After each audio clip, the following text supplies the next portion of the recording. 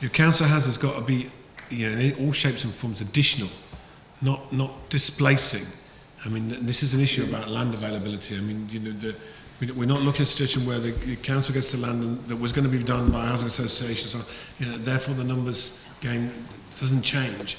We're trying to get more land available for more mix of housing, particularly on the social side. And the difficulty here is, although the borrowing caps have been lifted, although councils can borrow, the gap for providing their homes, particularly in London and higher demand areas, to meet the cost of development is too wide without the subsidy.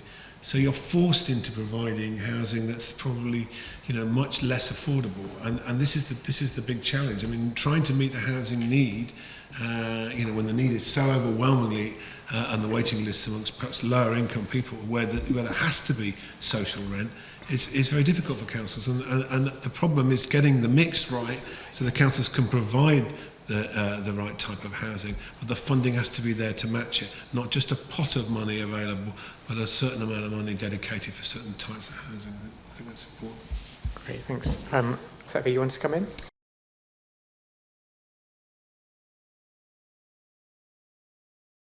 Just about the longer term, I completely agree. I do think it needs to be capital and revenue, because usually grant money is just here's some capital money, but actually you do need that capacity, and that will come with revenue budgets. I already mentioned about councils being allowed to have land at discounted rates. And actually, the reason I was flicking through, I was trying to find Paul's stat around housing benefit, but I couldn't find it. But I did it a few days ago, and I think currently the government, James is going to tell me I've got this wrong, I think currently the government is spending something like between 15 and now, or 2020, they spent £26 billion just on housing benefit in the private rented sector. So please don't allow this government to turn around and say they do not have the money, and that is usually in very poor conditions, just adding to kind of poverty in our city. So there is money there to help deal with the solution, which is better subsidy.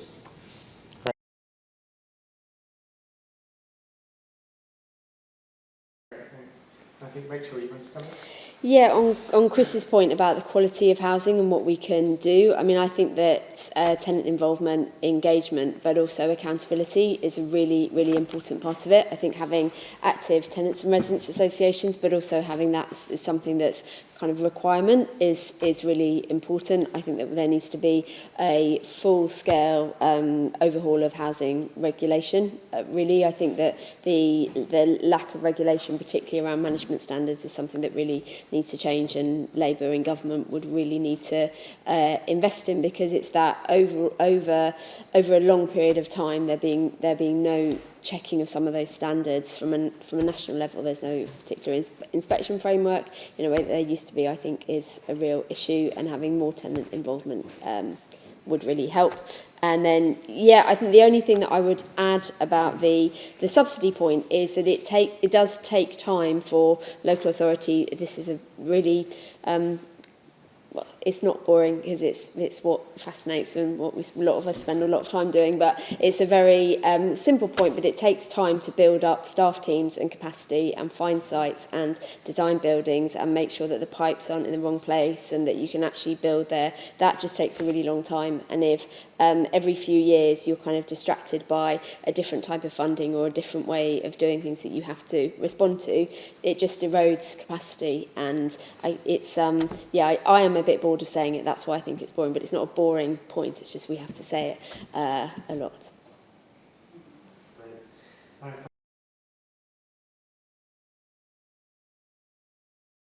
When you're talking, the lady from Culture is talking about private market housing for sale, some of that, like some of the right to buy properties, ends up in the PRS again. And I think this is where the tourists are vulnerable. I mean, we're seeing homeowners becoming renters too. I mean, there's 2 million small landlords out there.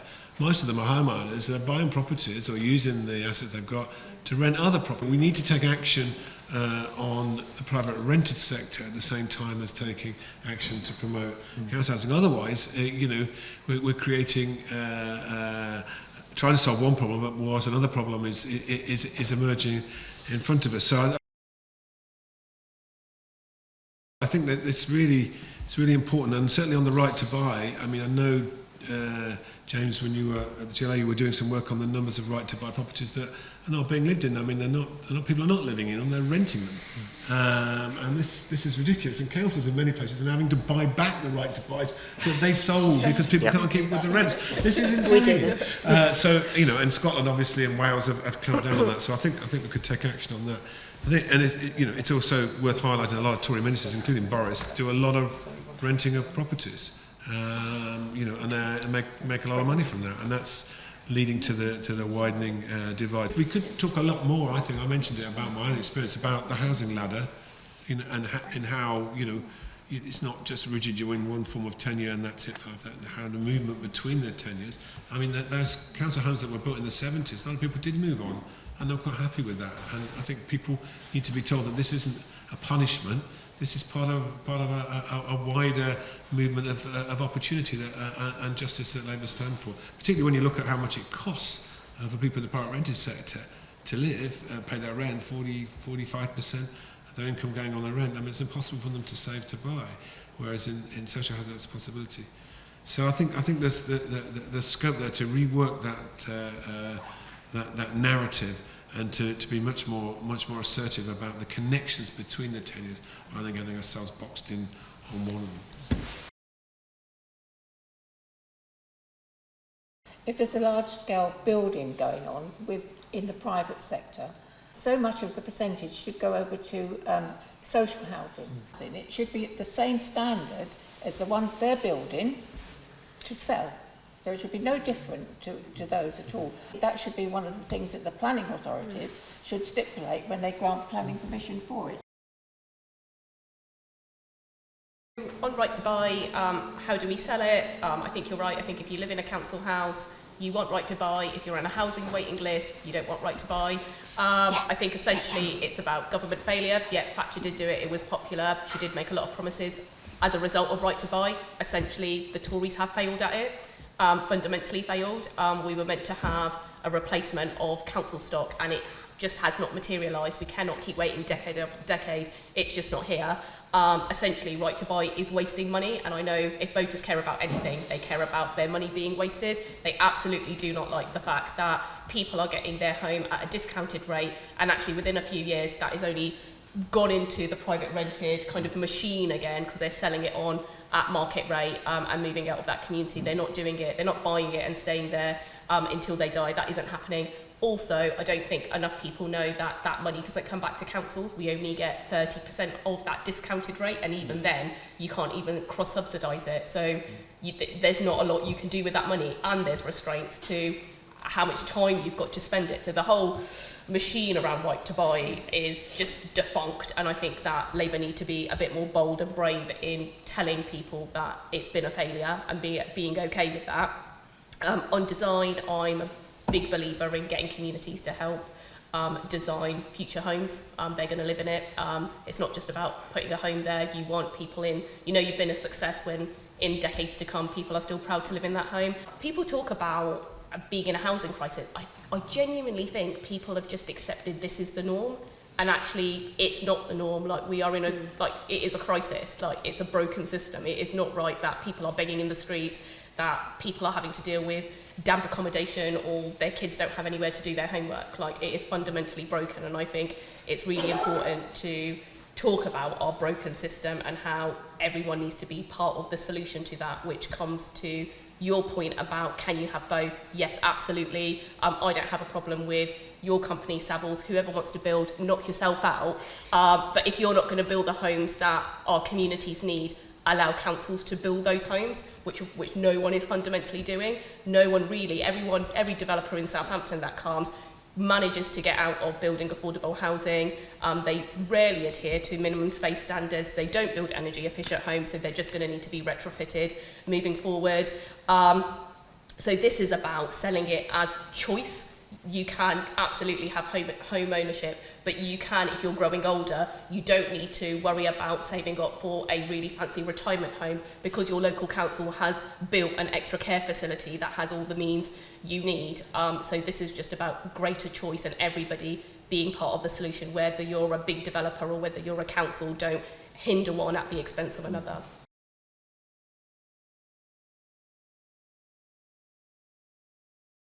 I think it would really, really help for people to turn up at planning committees and say that they either think that it's good that some council homes are being built, or that they'd like to see more. I think that would make a great big difference, and I think that someone like Shelter could invest in some really great like a tool, like online tool, to work out where's your nearest planning committee that you could go and say build more council homes or something like that.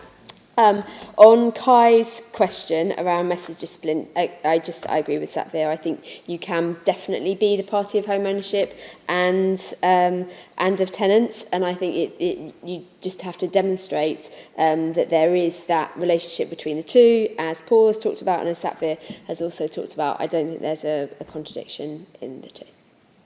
Great. Thanks, Rachel. And actually, I'll abuse Chair's privilege a little bit just to say one thing that I was involved with when I was on a council before about generating support for home building was a local lettings policy for all of the homes that we built, where we built homes and we said people in the local area or the local estate where they're being built get first dibs, and it transformed the dynamic during all the consultation, because people living on the estate, I remember someone coming to me, initially been opposed to it, then later on realised how the local lettings policy worked and said, can't you build it a bit higher? Because she realised that she'd have a better chance at a new home if there were more homes built.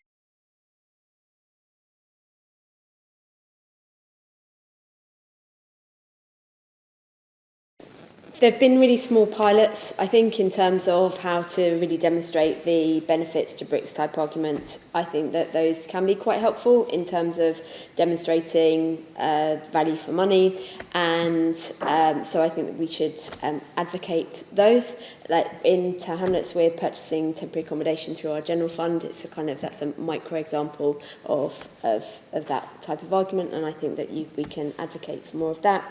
And yes, I think that we need to address that viability, that one line in, I think it's some national planning legislation about viability, and I think it needs reform, so I agree with you, Heather.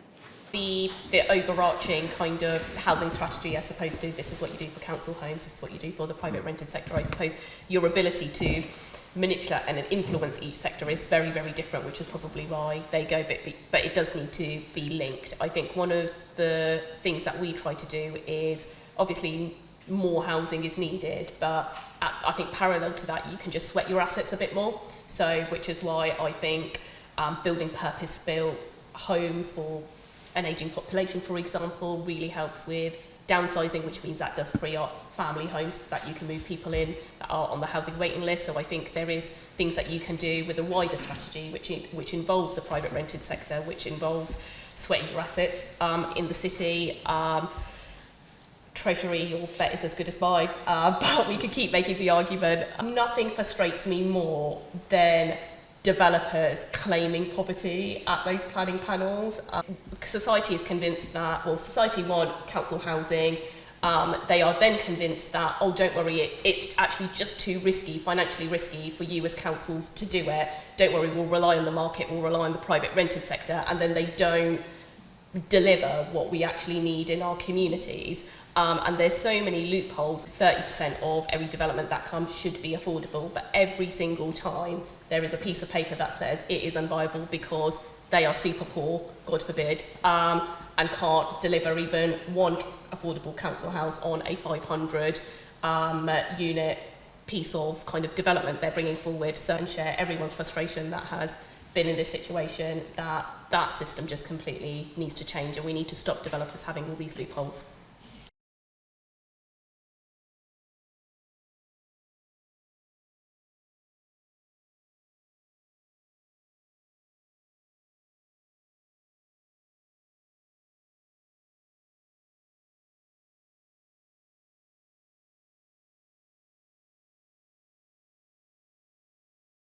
Jackie, you mentioned about conversion fund or buying existing stock. I mean, this is a critical point because new supply is only a small part of the market.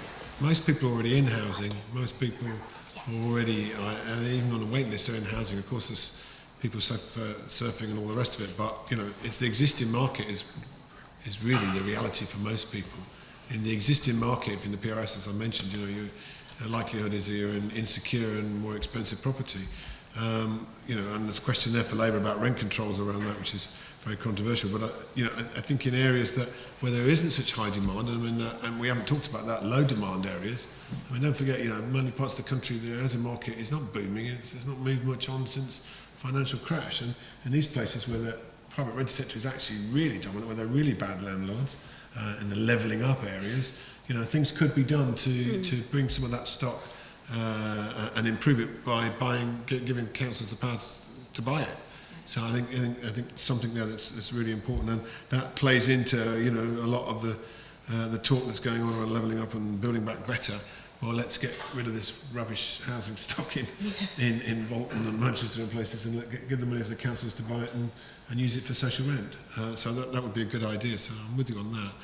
And Ross, we've done work at Smith Institute on benefit to bricks. I mean, the problem is, obviously, of course, you're having to pay twice. I mean, the system was changed by George Younger many years ago, the Tory, away from capital spend in the past.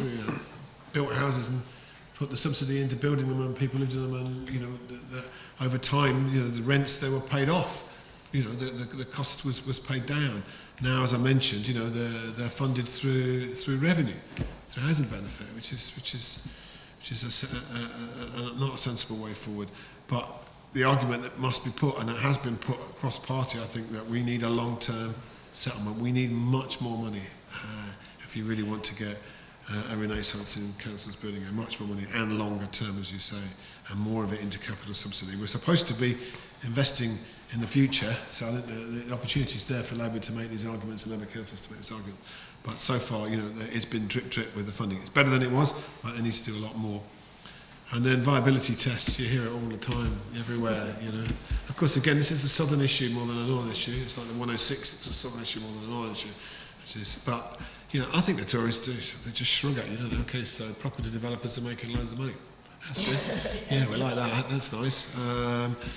Permitted development, this is another thing that links into this, allowing conversions and producing very poor quality stock as a result of it. Yeah, these are things the Tories are doing that are making it worse. And I think Lucius Powers exposed some of that, and you did, of course, when your time at GLA. So yeah, we just need to keep fighting and keep highlighting this. And it's a good point about to get the next generation to think differently. The other point is then something that I know James has been involved in the past, where we tried to highlight experience in other countries, in the Netherlands, in Germany, other countries where the stigma isn't there, and where a lot of the social housing is better quality and more suitable than the private housing. So yeah, I think it's just the effort's got to be made if we're going to win this argument on getting the resources, which I think is critical. And we've got to keep arguing the case that social housing in all its different shapes and forms can work, and there's plenty of evidence around the globe to show that it does.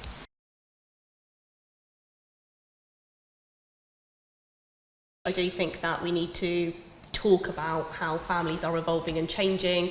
I suppose, and I don't agree with this, I do think that there's a stigma around larger families as well. There's almost this perception that if you've got more than 2 kids, well, God forbid you had more babies, and that you need a bigger home, particularly a council house, how dare you. So I think it's just about getting people to tell their own stories about how families have changed as opposed to it being top down.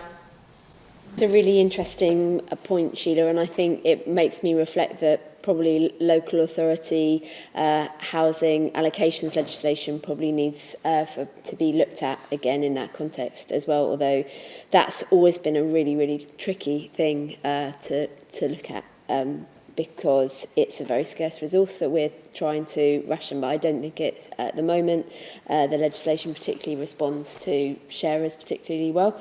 So I think that is definitely something that is worth making the case for, alongside, I think, specialist accommodation for older people and actually downsizing, because I think that building very specialist accommodation for people that want to move into smaller homes, but perhaps one that they are really involved in designing, could be make a really powerful case. Great, thanks, Rachel. I think we're going to have to draw it to a close here, I'm afraid. But if you're hungry for more, there is loads in here. And once you've read that, you can read the exec summary after you've read the whole report. Just to clarify Sheila's comments earlier there. But look, all remains for me to say is to thank so much everyone for coming along here and listening tonight, to thank the panellists here tonight for their contributions, and to thank Labour Housing Group for producing this excellent report. Thank you.